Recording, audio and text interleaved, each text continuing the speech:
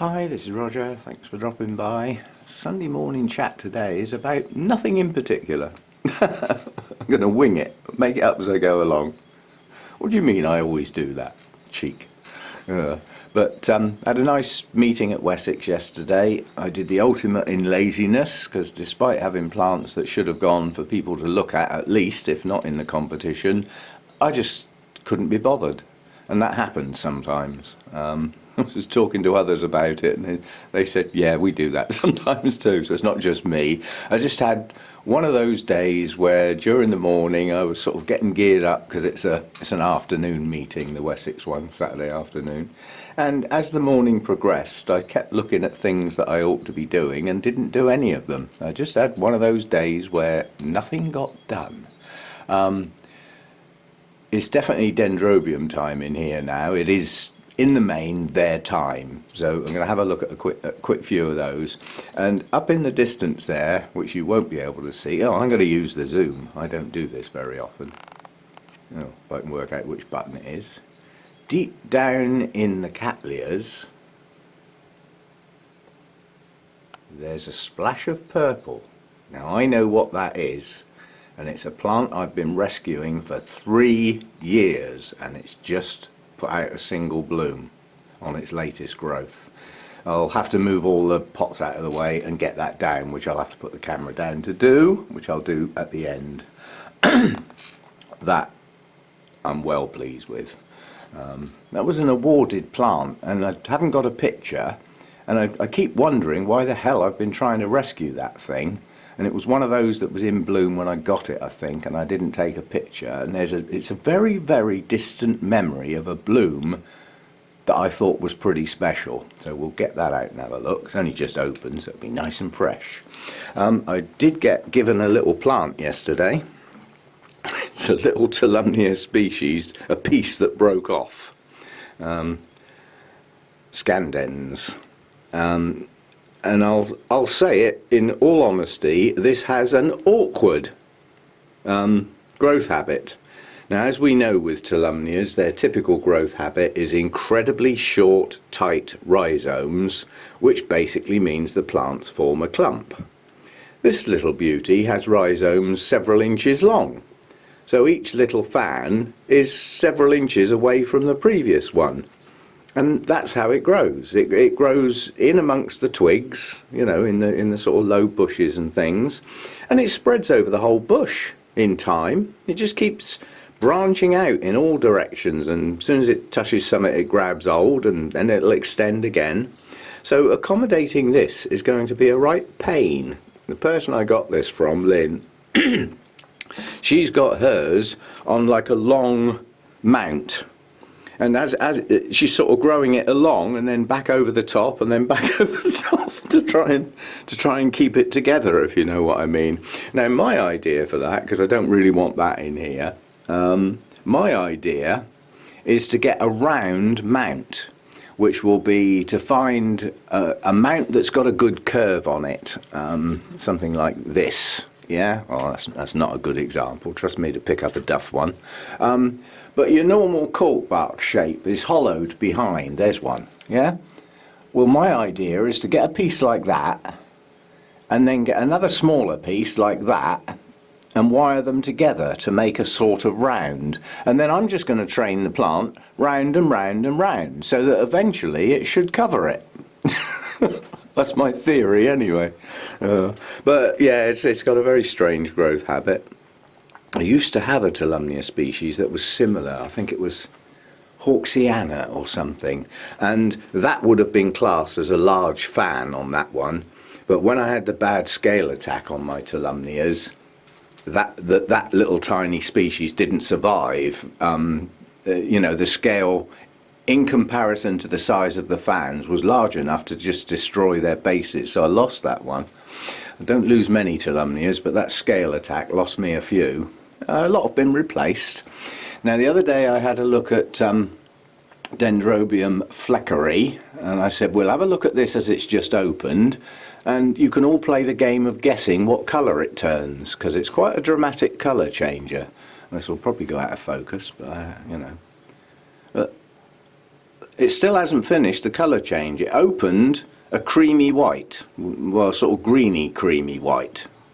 Let me see if I can get it to stay still so that I can get a bit closer, because as soon as it settles down, I can't get close handheld, not really, but the detail inside that lip is absolutely stunning. It's absolutely gorgeous. And the colour change goes from that very, very pale colour to a bronzy colour. You can't call it, it hasn't finished changing colour yet. But you can now see it's heading to an orange colour, and then as it ages it turns to a bronzy colour. It's a very, very unusual colour changer, that one. And I think that cane there is moving at the top, and so is that one. That one looks like it might even have two buds. That'll be a first, because it's only ever had them one at a time before. So there's some more buds to come on that one. That one's moving on nicely. Could do with some new growths on it though. It hasn't done that for a while. And my Dendrobium moniliform, which is in a bad way, I think it's thinking about growing again now. I do have some new growths coming, but they're not directly from the base. They are in fact kikis. They're part way up the canes, but they're close enough to the base that the roots will get down and attach. I've got one hanging out the end there. That will have to come off. But yeah, a couple of blooms are just opening on that. Looks white, and I'm sure the camera will show it as white, but it's got the most delicate tinges of pink on it. So having a couple of sort of blooms coming out on that. This one often develops blooms that fail. If you look at that cane there, you know, there were a couple of blooms started on there and then just didn't grow. But yeah, plant's not in a good way, but I'm hoping it's going to recover. Again, that didn't like the heat wave. That's a cool grower. That sort of knocked that one. Well, as is Fleckery. Both of those are cool growers, and that didn't like the heat last year. Survived, but didn't really progress. So, you know, like a setback. What else have we got? Oh, I've just noticed up here, my Lodigessii buds are just starting to open. Not enough to see them in all their glory yet, but there's quite a few, well, I'll say quite a few buds. I mean, this is still relatively a small plant. But the new growth is now starting in earnest. Some from the base of older canes, some part way up the canes, but that's this one's natural growth habit. It does have a sort of mat forming tendency, so it chucks out kikis like they're going out of fashion, but on this one, that's normal. That's not anything unusual. I mean, if you look, there's kikis coming out all over the place, and they're starting their roots straight away. And because the canes often lie flat near the ground, or on the ground even, or on the tree, the little kikis form new proper plants with their own little root system. There's probably a survival mechanism, in as much as if the main plant gets damaged or destroyed, the little plantlets will grow on. Yeah, so anyway, what have we got on here? We got 1, 2, 3, 4, 5, 6, 7, 8, 9, 10. There's a dozen or so buds to come on that in different stages, because these up here are just starting, whereas these are just opening, and the others will follow on. So Lodigessii is doing its thing. As I say, it is Dendrobium time at the moment. What else?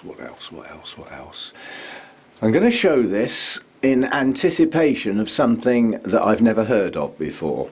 This is my little fastuosa, and that was in bloom a while back, and I've left the spikes, and I do believe those spikes are extending.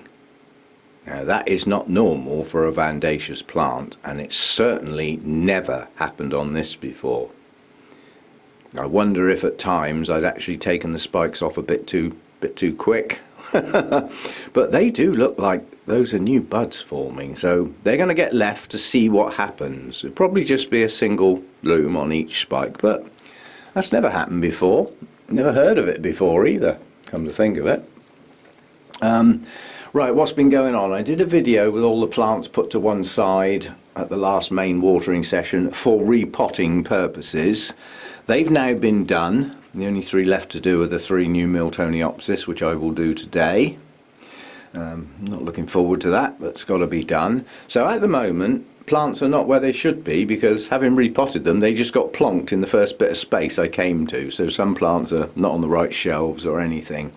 But there's going to be a new look to the grow room for a very practical reason. I got on eBay and I've bought a lot of black pots. So as many of my clear pots as possible are now going to stand inside a black pot. Now that adds a bit of workload into my watering, but I think it's worth it to stop that algae growth, which deteriorates the media quite quickly. You know, it actually takes the media down over time if it gets a real hold, and it can be damaging to the orchid long term, especially, you know what orchids are like. They head away from the centre of the pot where the plant is until they hit the edge of the pot. Then they tend to grow round or down the edge of the pot. Well, that's where the algae gets. And it's not doing those roots any good at all. You know, it basically shuts off, almost suffocates them to a greater extent.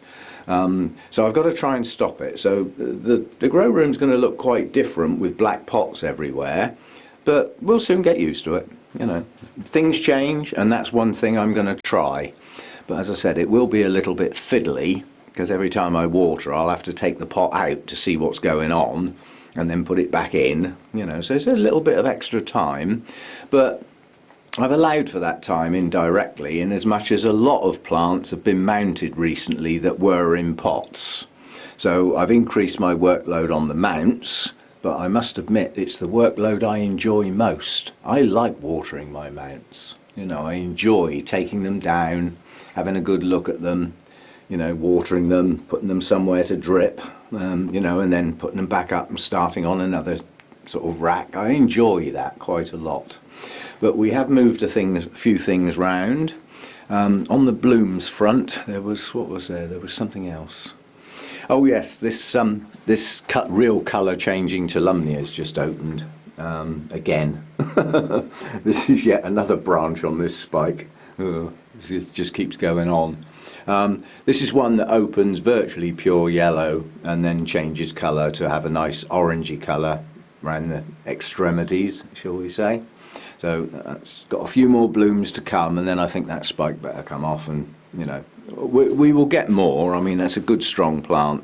There's quite a few new growths recently. They'll all spike eventually down the line.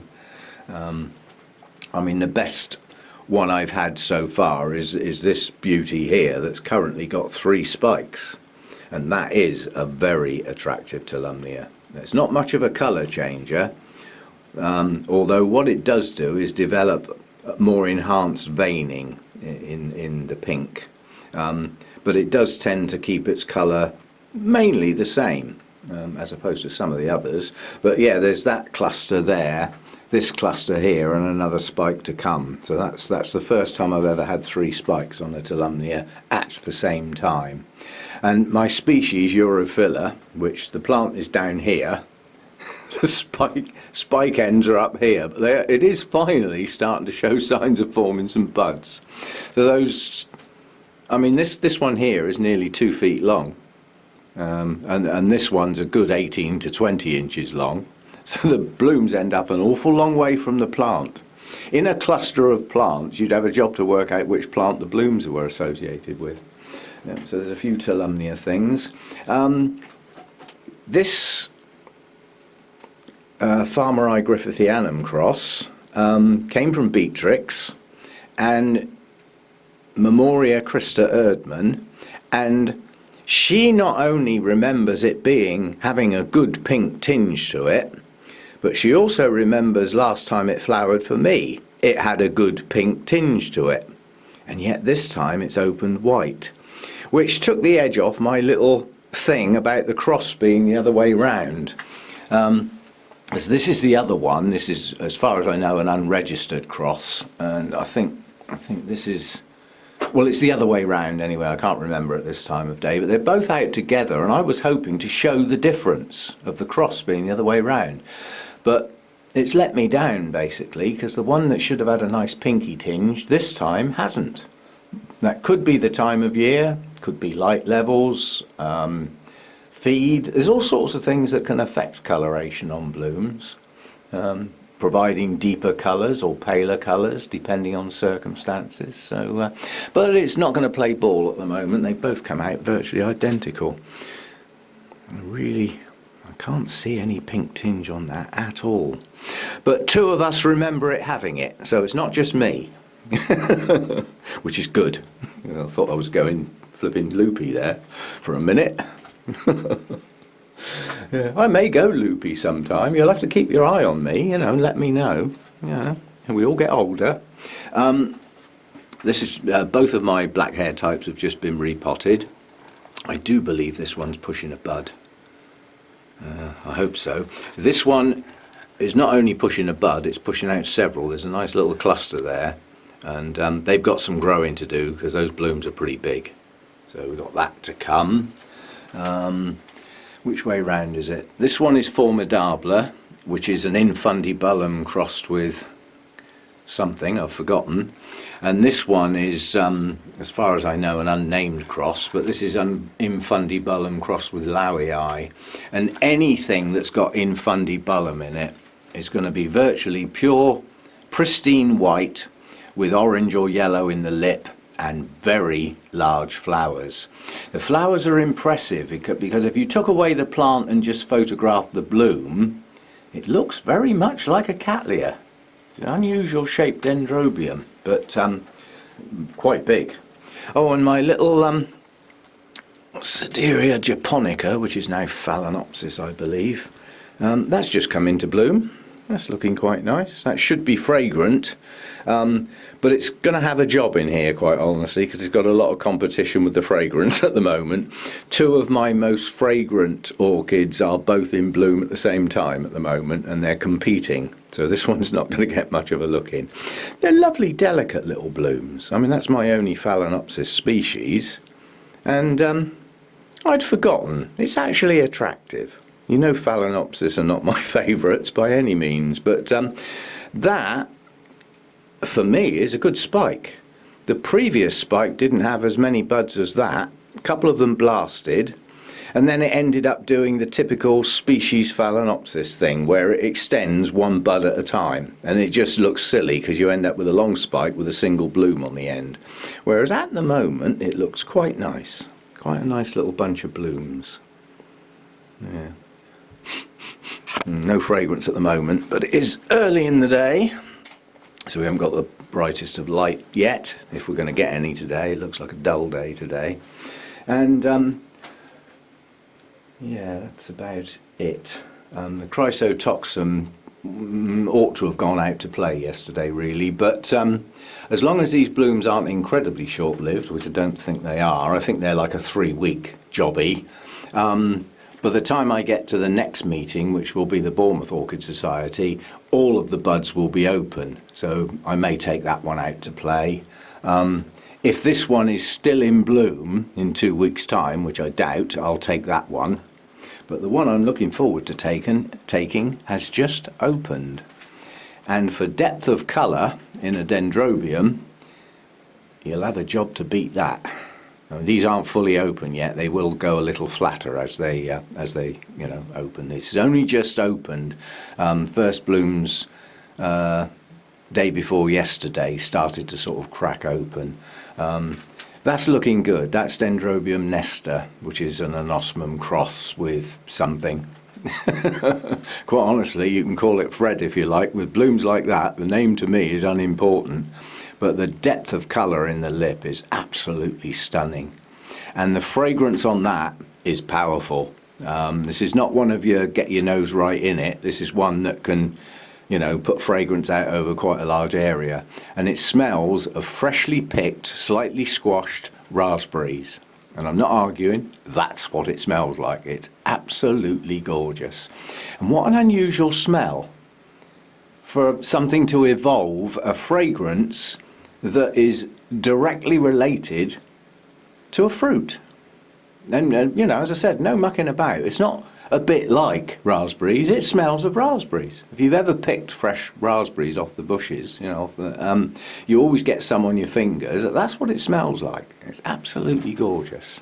So not at the moment. Nobody's doing any fragrance at the moment. It's too early in the day. But yeah. And the direct competition is obviously over here with the apple blossom. And this smells of freesias, which is one of my childhood memories of freesias, because my dad used to have some freesia bulbs in the garden. And at my other house I used to have some in the garden as well. But yeah, lovely blooms, gentle shades, nothing shouting loud, but even if that was an ugly bloom, I'd grow it for the fragrance. So that's that. Right, I'm just going to put the camera down for a minute, dig that plant out at the back, because I haven't even had a close look at that yet. I just noticed the splash of purple, so I'll be back. Okay, there we go. This is quite a large bloom, and that is colour break. Yeah, so I mean, this was a badly Fusarium infected plant that I didn't think I was capable of saving, and I've worked at it, treated it and kept it going. And this is one of those unusual Cattleyas. There are some like this, that they have their normal size bulb and their normal size leaf, but occasionally they put up what looks like an immature bulb that then produces the blooms. Yeah, so yeah, I don't think that is its proper coloration from memory. I think it had some spots on it, but nonetheless it's managed to bloom. Lovely colours in the lip. It looks like it's hand painted, doesn't it? Looks like a watercolour painting, but I don't think that's its proper colour. There's some colour running going on in there. I don't know how long that bloom will last, but if the plant's still struggling to grow clean, which is possible, it's been struggling an awful long time, poor little thing, then it may be that the proper colours won't show till next time round. But nonetheless, it has some attractiveness about it.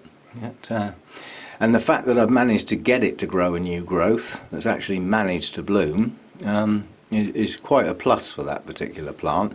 But I don't think it's right yet. I don't think it's there yet. So it needs to get a couple more growths on it, and push on a bit to get that back to some sort of normality. But at least we got a bloom. And that is Rose Pixie Pinafore, and it was actually awarded. It was classed as an SC, so a Sophrocattleya, but as we all know, most of the Sophronitis are now Cattleyas. A few of them are something else, but that's the way things go. Quite nice. Anyway, that'll do for today. Waffled on enough. As far as the repotting goes, that massive one that I've done like this week has made a huge dent in it. I'm well pleased. I've just had a count up. There's about 15 left to do, and several of those are on hold on the grounds that they're either in bloom or they're not in the right state yet, like waiting for new growths with new roots, things like that. So there's only a couple that I've got. 3 of my Paphiopedilums need doing, but 2 of those are in bloom, so I'm just waiting for those to sort of finish off with their blooms, and then we'll get them going. There's 3 there. There's the 3 Miltoniopsis that I've already mentioned, and there's 1 Restrepia left to do.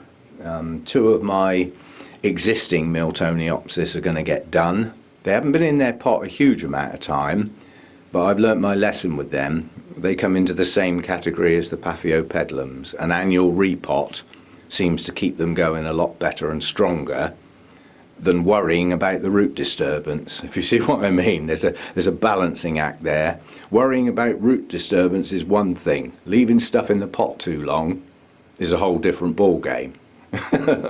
Yeah, leaving them in the pot too long will start losing you your roots, and then the effect of the root disturbance will be far more dramatic. So you do more harm than good, quite honestly.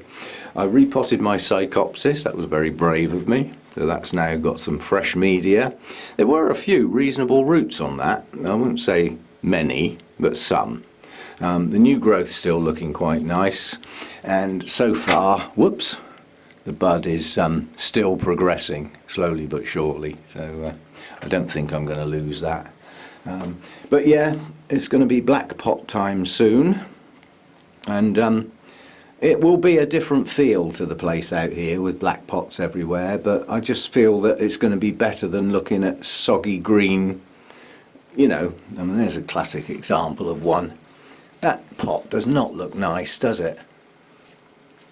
That's one that's on the list to be repotted, but I don't want to disturb it at the moment. Once this has finished blooming, it will start with the new growths and then the new roots, so that'll be a better time to do it. So we'll wait on that. But yeah, I'm down to about 15 left to repot, some of which are not urgent, some of which will be done as soon as possible and practical, but nothing left is desperate. Apart from the 3 new Miltoniopsis, which I'm going to go and do now, or very soon. I think breakfast might be better to have some breakfast first and then have a go at them. Deep breath. Sad time, but if I don't work with them, then I just as well throw them away. You know, if I don't put some effort in and try and recover those plants, then what's the point? I've had that before. Oh no, I'll do it as part of that video when I film them, but I'll get another orchid out that was heavily infested with Fusarium that we filmed. It was the Miltonia Sunset. I'll get that plant out and I'll have a look back at those videos when that was discovered, yeah? And we can put a time scale on how long that plant has taken to get how it is now. And I think you'll be surprised. And I'm hoping that's what I can do with the Miltoniopsis. But trust me, they're not as easy. Fussy tykes. Anyway, all we can do is give it a go. And I'll see you next time. Thanks for dropping by.